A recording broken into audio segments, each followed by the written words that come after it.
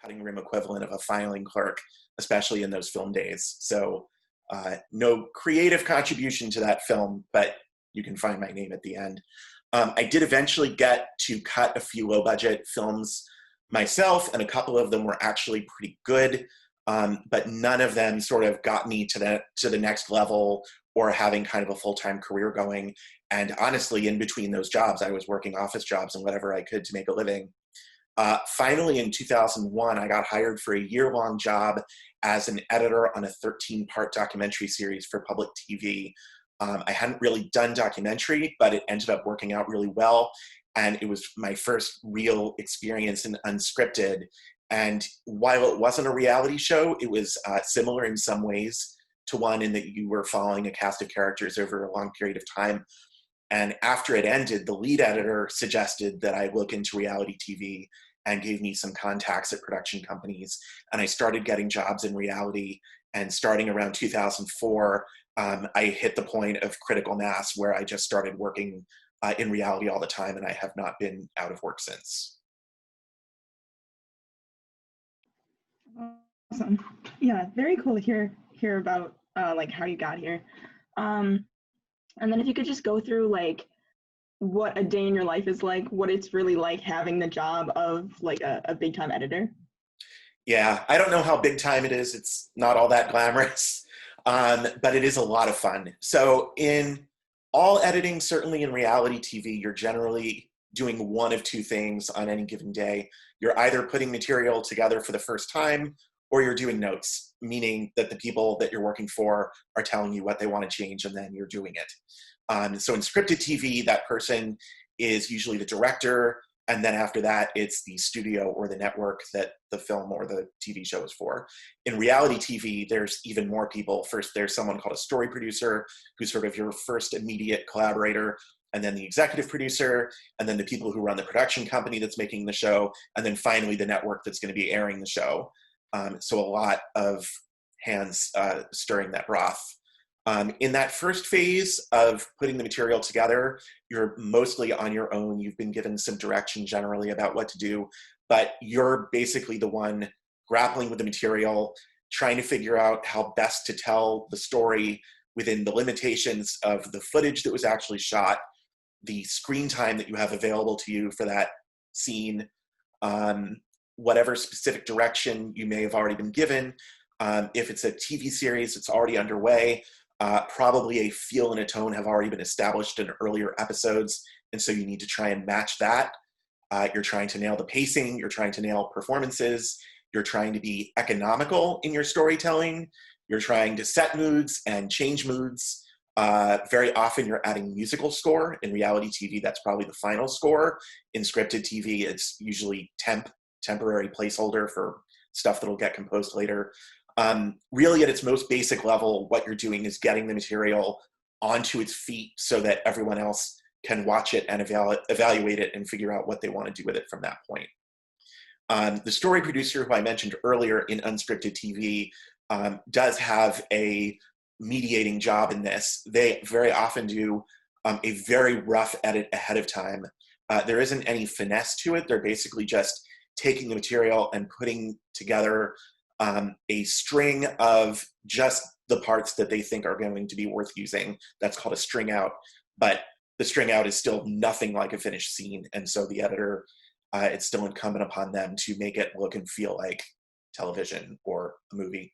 Well, television in this case. So in the second phase, the notes, you've now got a complete scene or a complete episode or a complete film in front of you, and now's when the higher ups are telling you what they like and what they don't like. If you're editing a feature and the director has final cut, or it's an independent project, then that director has the final word. I was fortunate, the couple of good features that I got to cut, that was the situation, and so the only person I had to answer to was the director, and we had a very good creative working relationship. Otherwise, the studio or the network does get to have a final say, and their notes can range from minor tweaks to demanding a complete rework of everything that you've done. And then you just need to figure out how to make that work.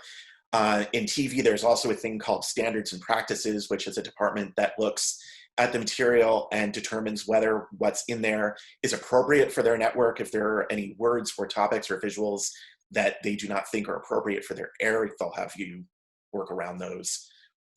So in short, the first phase is much more solitary, and the second phase tends to be a lot more collaborative. Yeah, that's interesting. I'm just thinking like there's a lot of things that I don't think are very obvious when you're kind of looking at like, being an editor from, at least from our point of view. So yeah, thank you for answering that. I think we can go over now kind of like what your favorite part is about editing, and then maybe kind of go into the differences between film and TV that you see. Sure. So as far as my favorite part of the job, I would say after I finished taking a scene or a sequence all the way from, the raw footage to, or the string out to a finished scene, I'll play it back for myself.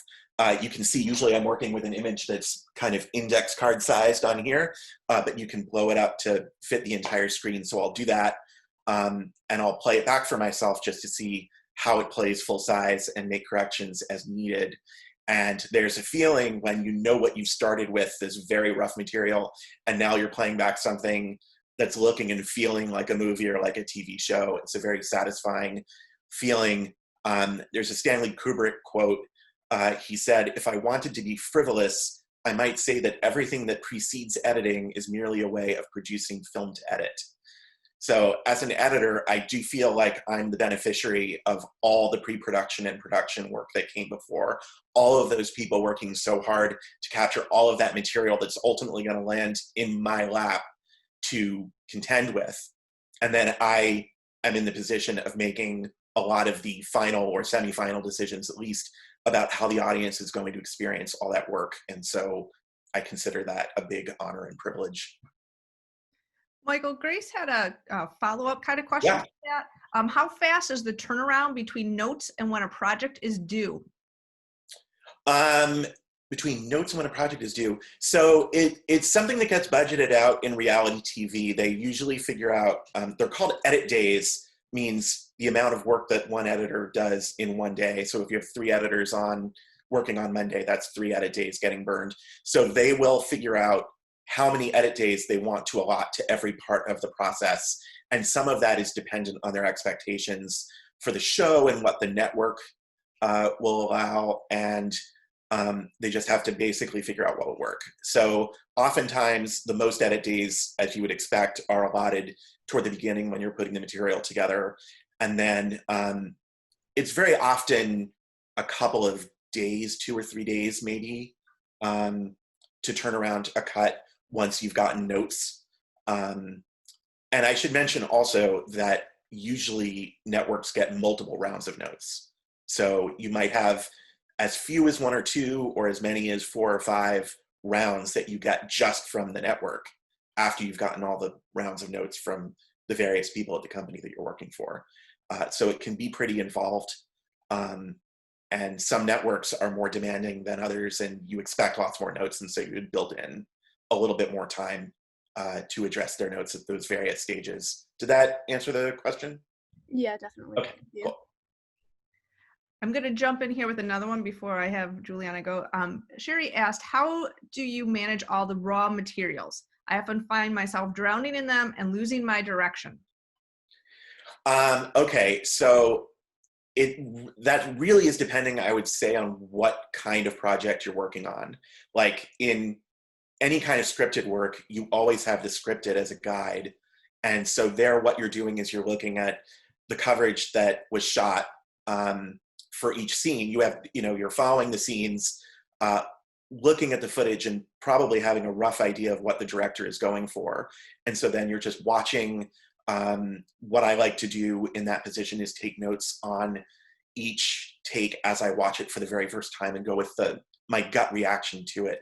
That's advice I read somewhere way early on in my career, and it's really great because you really only get to react to material for the first time once, and every other time after that, you're not experiencing that same reaction that you're hoping the audience will have the first time they see it. And so you have to make sure to note that and remember that, because you may be watching lots of takes and after a while you will not remember anymore which was the one that really kind of lit you up and spoke to you. So in scripted, I would say it's watching everything, trying to follow the director's intention, and really focusing on which takes really strike you. In reality TV, like I said, the story producers are actually carrying a lot of the burden for you of helping you narrow down what the material is that you want to focus on. I have occasionally been in the position of working without a story producer at all, or getting only the most minimal direction.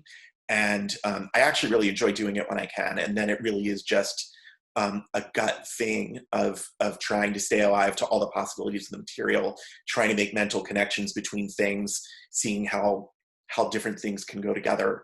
And that's also, I would say, true in documentary, which is probably the toughest form in terms of sorting through material, because it's sort of the least organized and the material where you can go in the most directions and none of them are necessarily obvious.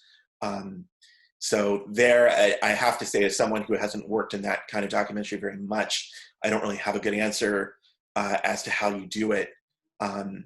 Again, I think it's just a matter of really staying as open-minded to all the material as you can and trying to think of different ways that it can connect. I'm not sure if that's a great answer, but. No, that helped a lot. Thank you. Okay. Grace, just to follow up, you put another question in there, and I know Michael was talking a little bit about editing reality TV. Do you want him to expand a little bit and answer your question the way you've stated it? Yeah, that'd be great. Okay. Sure, on the difference between working in TV versus working in film? No, my question was, Oh, I'm sorry. if there's somewhat of like a formula of editing reality TV, if there's like a structure that you sort of. Oh, I see. Well, there are shows that are structured. And so there the structure is kind of handed to you. If you're working on, a competition show, the host introduces themselves and the judges, introduces the competitors. You've got the challenges, you've got winner announcements. And so basically like those basic story beats are laid out for you. The sort of mini stories that happen within the little challenges that, in this example, that are happening during the competition challenges, that's, again, something that the story producer is going to kind of work on with you and help lead you through. I find, certainly when I'm given that string out from a story producer, I like to make sure that it all makes sense to me. I sort of consider my role to be the first audience. And so I feel like if something doesn't make sense to me, or if I'm feeling like something really great just happened, but it went by too fast and I want more of it, anything like that, I'll go back to the story producer and be like, hey, this is how I feel watching the string. Can we do anything to make it feel better in this way or that way? Which they're usually very happy to collaborate on. And then you can improve it and hopefully head off notes that you might get later when the network executive is watching and saying, I'm confused by this, it's not making sense, or I want to see more of this, or whatever. So then you've got your unstructured shows, and it's really the same thing that the story producers are helping lead you through it. So on like a Real Housewives show, for example, there is no structure to any given episode that's laid out in advance. There's no predetermined story beats. And so there, you really do rely on the story department to kind of map out what are the scenes going to be in each episode, what order are they going to be in, and how is it going to fit in with the other episodes that we have this season. All right, cool. Juliana, I'll let you go ask a couple more questions. There's some things coming in, but I think some of the questions you may have may answer some of these questions, but if not, we'll go back to the ones that are in the chat. Yeah, for sure. This is perfect because the last couple of questions I had were about transitioning from university and like our schooling into like the actual industry. So yeah, just like advice you have for us, or I don't know, like what kind of like the most important parts are. Like, is it connections? Is it schooling? Is it sort of that? I think that's a pretty broad Sure. question, but yeah. Yeah, the answer to all of that is yes, I would say. Um, my first advice to anyone is to work on anything that you can. So if you're looking to be an editor, for example, edit anything that someone will let you get your hands on. Even after I graduated college and got out to LA, I worked for free to help some other film students at USC and Cal State edit their films just to get the extra experience and make the new contacts and build my own editing reel and my resume.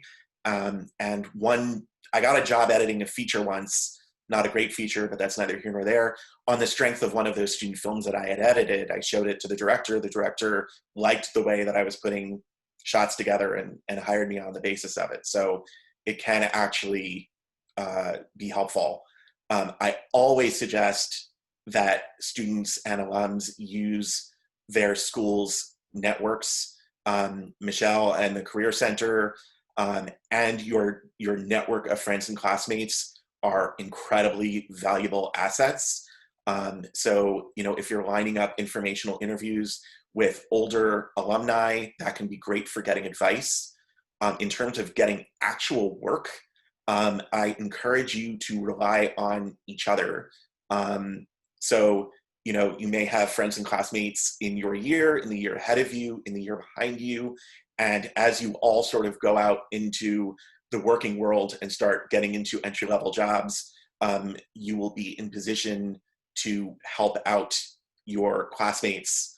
As an example, when I was about 4 years out of college, I got hired as an assistant editor at a production company because a friend of mine who'd been the class year behind me in school had just had that job and was leaving and recommended me for it. So my interview with the owner of the company basically went like, Louis says I should hire you, so I'm giving you the job.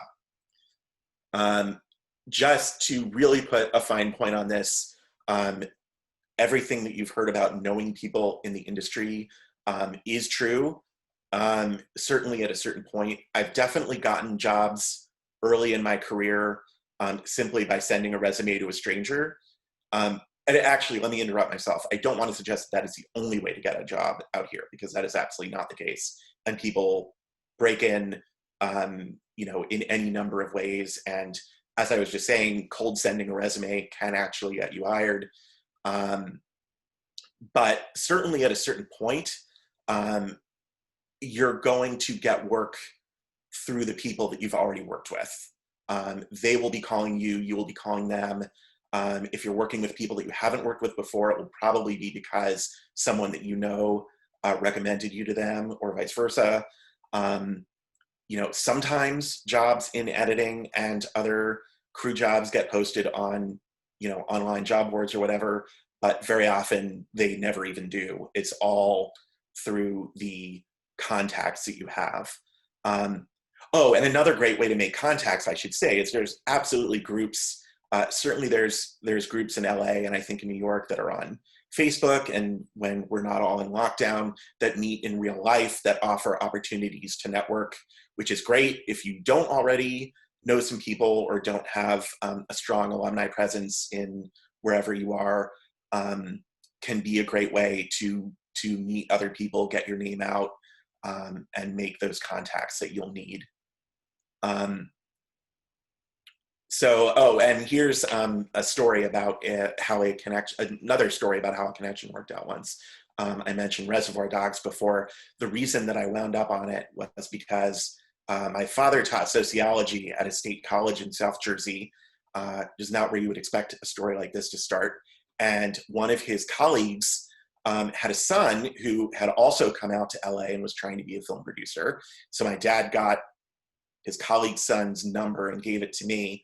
And I called up this guy and, said I was looking for work. He said, I'll make sure I get your resume in front of the editor. And the editor called me in for an interview and said, well, I can't hire you, but if you want to come in and work for free in the editing room, you're welcome to.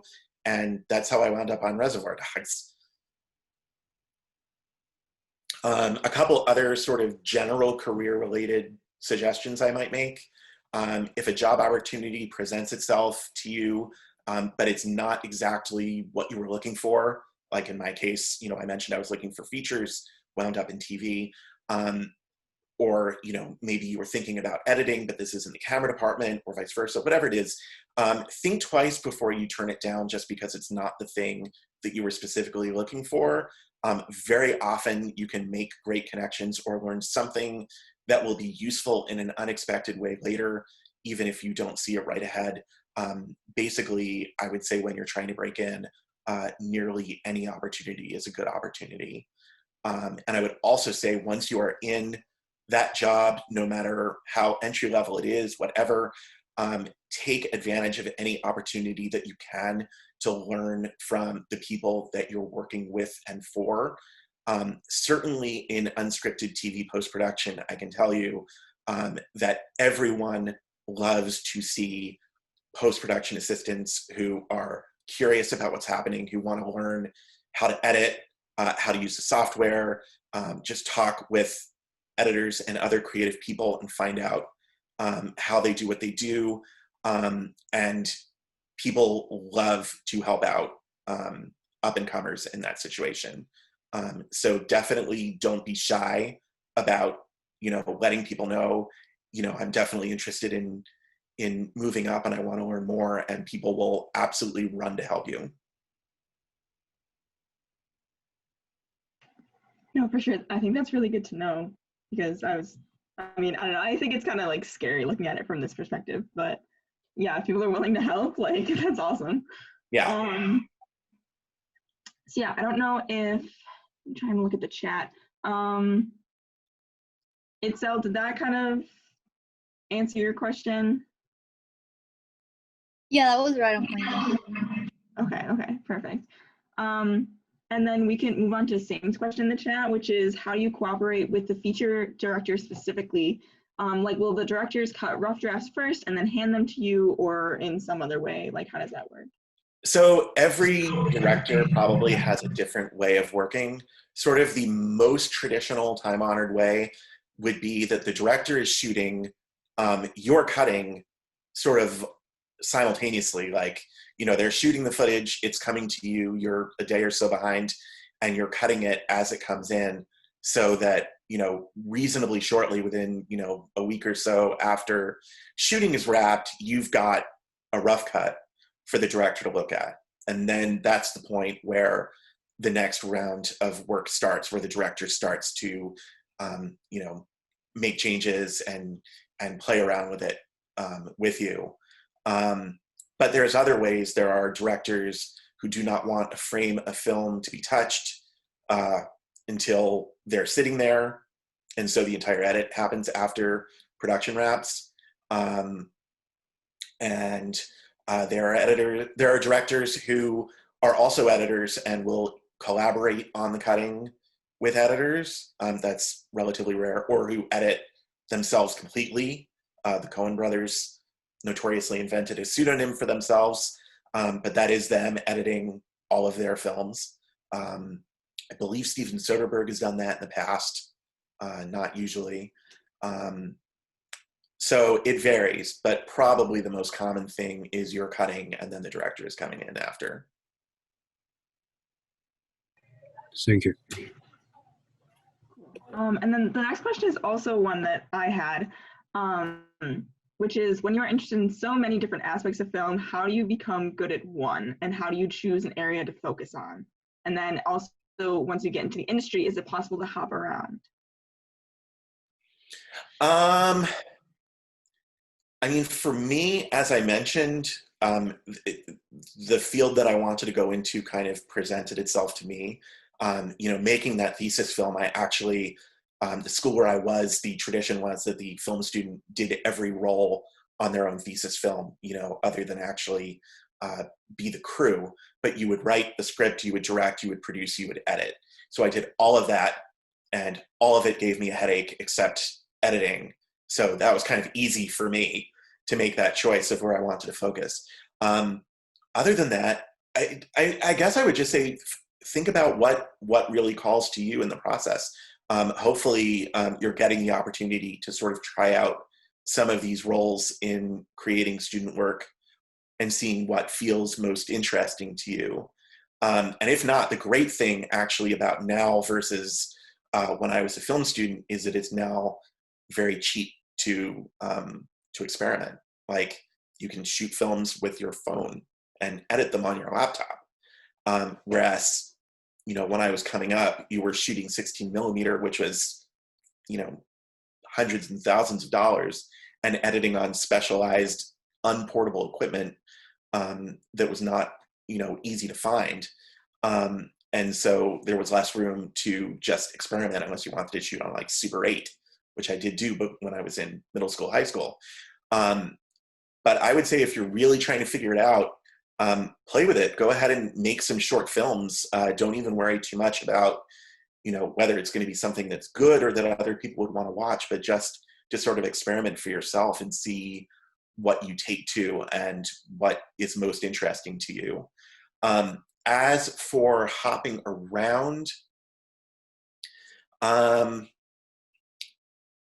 don't know. I feel like it's hard enough really to get career momentum going in one thing.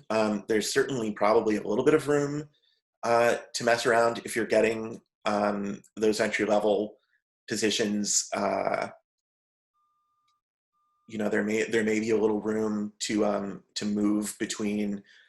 I mean, thinking of like a reality TV production company, presumably you could, move up from post-production assistant and say, hey, I want to go out on a shoot and be a production PA, or assist the camera operator, whatever, and try that. And then also move back to the story department and try and, help the story producers out, be a story associate producer and see how that feels. So I'd say if you can find yourself an environment where there are multiple opportunities, such as an unscripted TV production company, then that's good. One of the things about unscripted TV is that these companies are basically ongoing concerns, whereas a lot of scripted work, the production company is almost like an ad hoc creation for that show. And so it's not like there's the continuity where you can just, move around from one thing to another easily. Every show is kind of its own separate job more. Whereas if you're working at a production company, you can be in the field on one show and be in post on another show because you're sort of a continuous employee. So that might be a way to experiment with more fields while still staying in one place. Did that make sense? Okay. There was a question about sound on here that I don't know if we had asked yet. So it was from Sam, and it was, hopefully I'll get this right. What sort of collaborations do you have with sound designers, and is it Foley artist? Is that how you say it? Yeah. Learned something new. Obviously I wasn't in film. And to what extent does sound shape your edit? Great question. All right, so I'll address unscripted TV first, as that is my specialty. The editors in reality TV, technically we're picture editors. We are also the sound editors, the sound effects editors, the dialogue editors, the everything editors. It all lands in our lap. And so the degree that you're doing sound design really depends on the show. A lot of them don't need a ton unless you're doing something really specific. I haven't worked on any of the like paranormal shows, but my understanding is if you're doing one of those, you're going to be called on to do a lot of sound design. And that's probably one of the things I think that they look for when they're hiring editors for that, is people who have some experience in that particularly. But you definitely have to do a certain amount, even if it's just creating naturalistic stuff like Foley, which for anyone who does not know, Foley is usually those kinds of sounds that you expect to hear, like footsteps that don't always get recorded cleanly and that have to get added after. And in Foley in particular, they're very often recorded live to playback so that you're getting them in sync. In reality TV, you don't typically have live Foley. You may have stuff that was recorded on a Foley stage, but which then gets synced in post. It's just part of, we have these big sound effects libraries. And so we can fill in ambiances, we can fill in any kind of missing effects like that. Like, on a cooking show, there are sometimes you're just not hearing like the mics are not picking up the sizzles, for example, that you need to be hearing. And so you might have, all of these kitchen and cooking sound effects that you're using just to kind of make the soundtrack really come alive to the extent that you need to. In the experience that I had in feature, my work ended when the picture locked. So I was not there when the further sound design happened, so I can't really speak to that. I think on bigger features than the ones that I worked on, very often the editor remains involved up until the final mix, and so they're there kind of alongside the director, kind of determining what's working creatively and what isn't. So I think that ordinarily they do have a fair amount of discretion in that. In my case, I did not hear the final sound effects nor the final score until the cast and crew screening of the features that I worked on. And then it's exciting to finally hear all that stuff. Some of it, when you need, you temp in for yourself, but it ultimately gets replaced probably. I did have a scene in a film that I cut, now that I think about it, one of those features where it really depended very heavily on sound design. And so I did end up kind of creating something, because there wasn't any way to make the scene play without it. And that ended up carrying through more or less into the finished cut the way I had done it. Awesome. The next question is from Grace. She's wondering if you would recommend doing an independent study to create a senior thesis film, especially just for context. Rochester doesn't require us to do a senior thesis film. We can just graduate with like all the classes that we need. So would you recommend that? So I don't know enough about the program in particular at Rochester to make a recommendation. I will say, as I said before, that any amount of experience you can get, I'm guessing that doing it as an independent study at Rochester means that you would have a faculty advisor of some kind. So that would be probably the upshot versus doing something completely on your own. Definitely having someone who's sort of observing your work as you're doing it and is able to make suggestions is probably an invaluable thing. So I would think simply on that basis, I'd suggest doing it if you can. But just as a general rule, like I said, any amount of practice that you have making films is going to be helpful to you, both in terms of improving your skills just through practice, and as we discussed before, in terms of getting a better sense of which parts of the process you gravitate toward the most and feel the most affinity for. And, I think it's probably a usual rule that the thing that you feel the most passionately about is probably the thing that you have the most, ability to do anyway. So, you can use that as a guide. All right, thank you. Yeah, that makes perfect sense. Okay.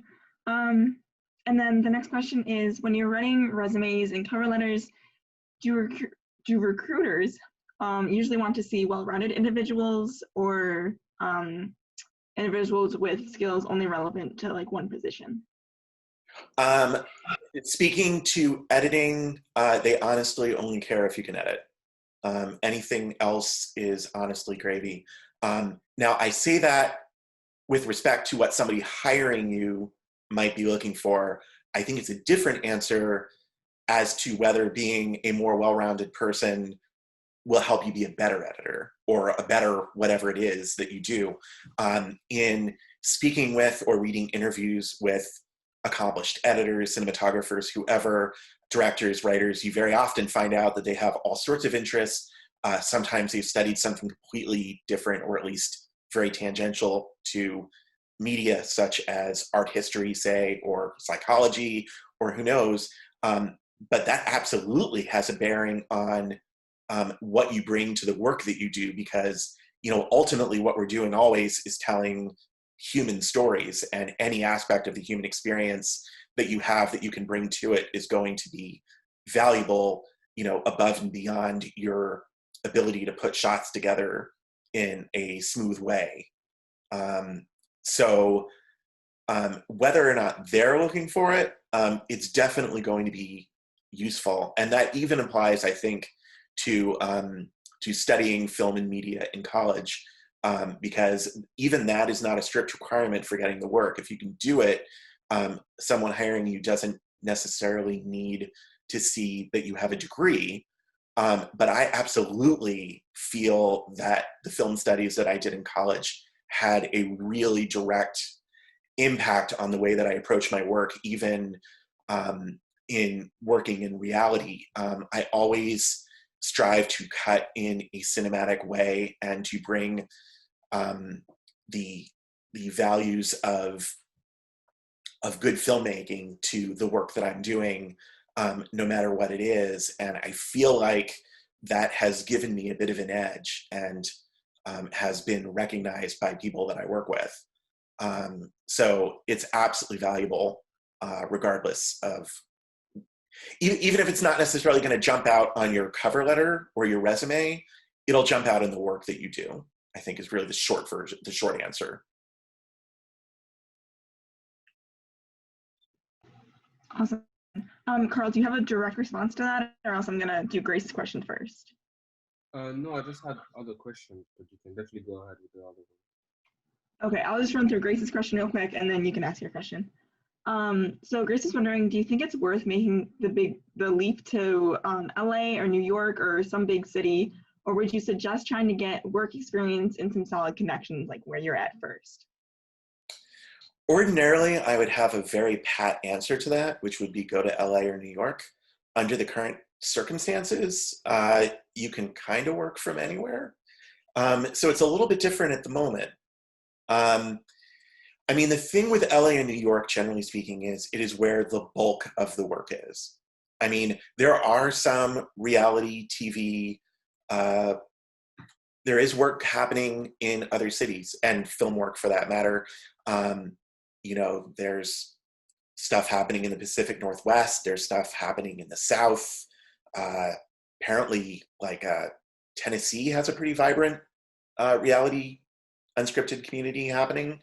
You know, it's around Philadelphia. I think there's some, you know, I sort of keep my eye on job listings and they really do pop up all over the place.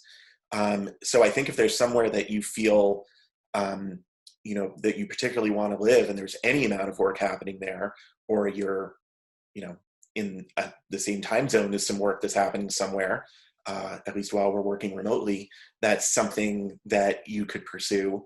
But definitely, and especially assuming that things return to something like the pre-COVID normal, is just the quantity of work in LA and then New York after it is just exponentially greater, I think, than anywhere else. And there's so many more companies. You're not putting your eggs in just one or two baskets, you know, in terms of your potential employers. Because I should say, very often you're hopping from job to job. Sometimes you land at one company and stick there a while, and I'm lucky that it's happened to me a lot in my career. But there's also just a lot of jumping around from place to place, because one place, they may really like you, but they may not have a particular slot for you when your current show finishes. And the more other companies there are that are accessible to you at that moment, the better your chance of continuing to be employed. So, and I should also add that LA and New York, LA has the highest pay rates for this work, followed by New York. And then after that, I think it probably just depends on where you are. But you will definitely have the most earning power in LA. All right, that's very good to know. Thank you. Awesome. And then Carl, do you want to ask your question? Sure. I had like two questions. It's kind of going back to what you were talking about, like your college experience. Mm-hmm. So one, I would like to know, what did you get from your college experience that truly helped you in your work? Like in terms of like, what kind of classes were you taking? What were they about? Sure. Like also what are the kind of extracurricular activities that like helped you in your job later? And like, the second part of my question is about the steps that you can take as a college student that would like help you to have a better start in the industry. Yeah, that's pretty much it. Sure. Okay. So in terms of what I did in school, my studies, there was some production. We had a few production classes. including the one where I made a thesis film, as we talked about before. The rest of the classes mostly were either studying a particular genre or studying a particular director. And we would watch about 40 films per course per semester. And so really what we were learning there, I think, is how meaning is created and conveyed by the choices that directors make in terms of how they're composing the frame, how they're lighting it, how they're moving the camera, how they're cutting, how they're using music or not using music, how they're using sound in general or not. And the effect that all of those choices have on an audience and how they make them feel and how they experience what they're seeing. And that's really, I think, what I was thinking of when I said earlier that my studies really helped the way that I approach my work, because that's always what I'm thinking about as sort of the final stop in putting together the material and the experience that people will have when they watch is, you know, what is this choice going to say? What is that choice going to say? If I make different choices, is that going to, you know, help my goal better or make it worse? So I think that's, I would say, how my studies affected the way I approach my work now. In terms of extracurriculars in college, basically, we had, I don't know if it's the same as what Film Council does, we had a film board whose job was mostly programming the movies that would play on campus. And then we would also be, you know, in charge of all the projectionists and cashiers and ushers and that kind of thing. You know, which is, you know, in one sense, not all that different from running a movie theater. So not really directly applicable, but really programming the films, I think, was the interesting part, because we had to kind of take an overview of a whole lot of different genres and different countries producing films, and, you know, a range from low budget independent all the way up to sort of larger Hollywood and classic and recent.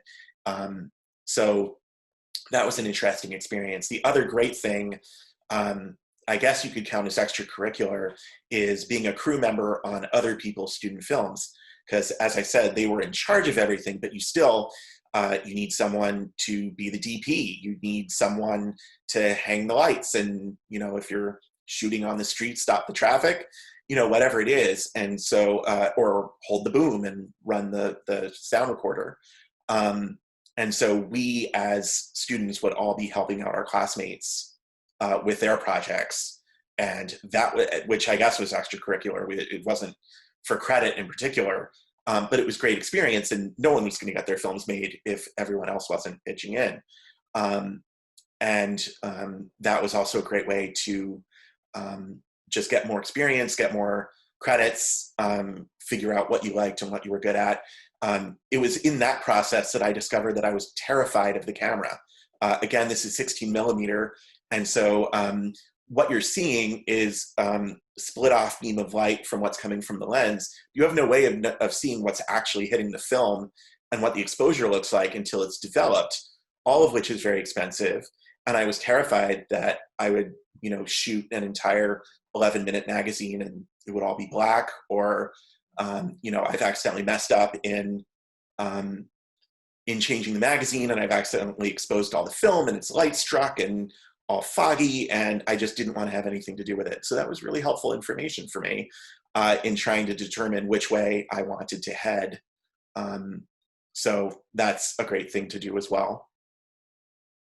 Did I cover everything there? Yeah, I think Okay. that was really good. Thank you. There's really interesting question in the chat. Yeah, so I'm just gonna ask Itzel's question, and then Sam has a question he'd like to ask, and then we can keep going in the chat. But yeah, definitely, guys, like keep putting in the questions, because this is all very interesting. So Itzel's question is freelance work impressive to employers, or would they prefer you work with a name company? I don't think anyone really cares who you've worked for. I mean, definitely the stuff that you've worked on will can be impressive, you know, when someone looks at your resume and is like, oh, you worked on this show. You know, if it's a show that they know and liked, then that's impressive to them. And I mean, it certainly doesn't hurt if you've been at some company for a while. It certainly, you know, speaks to the fact that, you know, people employ you and want to keep you around. But because the industry generally doesn't work that way, it's not an expectation. The expectation is usually that you get hired for a show, you're on it for however many, usually months, the show runs, and then it ends and you're looking for something else. So I was really lucky in that I had 2 really long stints. Right when, at that point where, as I said, my career hit critical mass, I landed at one company and they kept me around for 4 years until the company actually ran out of work and shuttered. So I had a 4-year run there, and then a couple months after, I landed at another company, and I was there for over 10 years working on show after show. And then finally they hit a point where they couldn't really keep editors around on a permanent basis and just needed to bring us on when they had work for us. So the last 1.5, 2 years, I've been back to the full-on freelance hustle that I really hadn't had to do for quite a while. But fortunately, you know, at a point where I have enough credits and enough contacts that it isn't hard for me to keep working. But I would say any which way you can do it, whether you're hopping from show to show or you're, you know, staying somewhere for a while, you know, as long as you're building up a list of credits on shows that that someone else has seen or wants to do a show similar to, you're going to be in good shape. Cool. So yeah, Sam has a question, and then after that, there are 2 more questions in the chat, and those might have to be it because we're getting very close to 4 o'clock. So go ahead, Sam. Hi, thank you very much for doing this. This is really interesting. So in recent years, like I've been getting more into reality TV, just like some of my friends have been doing it. Obviously, I thought for a while, like, oh, it could never be for me. But I think the way they tell stories with both the interviews and the like footage they're shooting in real time or like real time is great. But I was just curious about how the relationship changes between like whether or not you have a story like that's playing out when the scene is being shot versus like whether or not you're using those like talking heads to like add to that. And like one other thing in addition to that is like I'm curious about when you need to like drastically change. Like one show I watched is Below Deck, and one of the cast members got fired for like some stuff he said online, so they completely ripped out his storyline and like had to kind of like cut him out of the show. So I'm like curious what your thoughts are on instances like that where someone needs to be cut out and how that kind of relates to talking heads and stuff like that. Sure. Okay. So talking heads in general, I think the way that they get used in shows has evolved somewhat. I think in earlier days, we very often used them basically to plug plot holes and explain things that were not entirely clear, because, you know, in what we call the verite footage, everything else, people don't always speak clearly and make points clearly, and sometimes they don't, you know, they just kind of plunge in and things are kind of messy and you just need a clear line, you know, like, hey, I'm going to have this party on Saturday night and she's not invited, or whatever it's going to be, and you just need that little piece of exposition. And so you would use interviews for that almost as a narration tool. That's largely fallen out of favor because it really is kind of clumsy and obvious. And the preferred way, I think, at this point, a lot of times in using interviews is more to get internal feelings and thoughts that can't come out in the verite because someone is saying one thing and thinking another, and you try and use it in a way to provide more insight. And I worked on 2 different incarnations of Super Nanny, one on ABC many years ago, and then one season on Lifetime that just aired recently. And that was one of the differences, was we had used interview much more expositionally in the old version, and we used it tried to use it in a deeper way in the new version. So talking heads, and then cutting around people. So cutting around people is something that you just have to do sometimes. Obviously, sometimes there's a legal reason or, contractual violation, like you mentioned in Below Deck, or there's just someone who, is not helping the story enough, and then you just have to work around them. I don't know what to tell you about that in particular, except that it happens, and you have to get really creative in terms of figuring out how to still tell your story without them. And I think it really honestly just depends on how tightly, that particular cast member is integrated into the overall story and character arcs that you're following in that episode or that season. And it's just something that you have to cope with. And it's one of the quirks of reality TV, that this is rarely something that you need to deal with in feature film. I mean, there's definitely the exceptions to that. One might think of the Ridley Scott film where one actor had to be completely subbed out by another actor after they had wrapped. But that is certainly very rare. And in reality, I think it's a more common occurrence. But the thing is, you're often working around storylines all the time. When I've worked in, it's called docu-soap or docu-follow, that whole genre that includes Below Deck and Real Housewives and all that kind of thing. Sometimes, a storyline will just sort of get set off by something that, for whatever reason, is outside the scope of the show and what's allowable on the show. Perhaps it involves some outside person who does not want to be mentioned in the show, and you have to figure out ways to tell that story and work around the material that you can't use. And it's just one of the things you have to do. Thanks. That's really, really interesting. So thank you very much for your answer. Sure. All right, and then I know we're getting pretty close to closing up time, but there are 2 more questions in the chat if you're able to answer them. The first one is, do you foresee the job market expanding? Sorry. The job market expanding now that we are in this like digital streaming age? Yeah, I am not like the most well-versed person in the business end. I sort of follow it as, an interested observer, interested in the sense that my livelihood depends on it, but not enough that I like follow every stock ticker move or, sort of the inside scoop on what's happening in more than a very broad way. But the impression that I have is that, the platforms are shifting. Cable and satellite TV don't seem to be terribly long for the world. Streaming seems to be like something that is going to be the new big thing for a long time. And there's clearly no shortage of the amount of programming that people want to watch. People want more great scripted content. They seem to really like unscripted content as well. And I'm very grateful that HBO Max, for example, has been ordering all of these shows.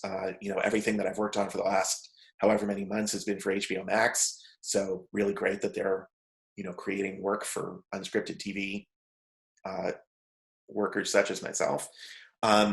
So I certainly don't feel like the industry is going to contract.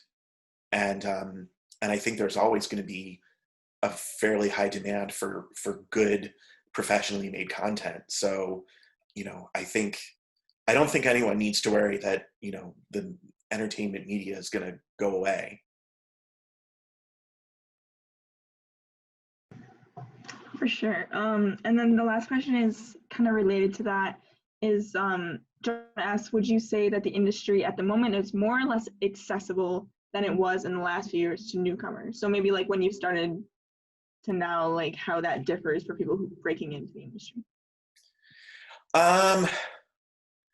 More or less accessible. So again, I'm going to have to restrict it to unscripted just because it's the only part of the experience that I can really speak to.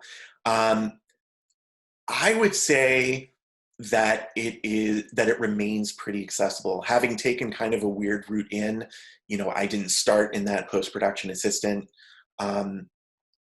route, but I think the only real limitation is just that there's only so many of those entry-level jobs, but there are lots of companies doing them and lots of shows happening. And so, there's always need I think, for people who are entering the industry to get work.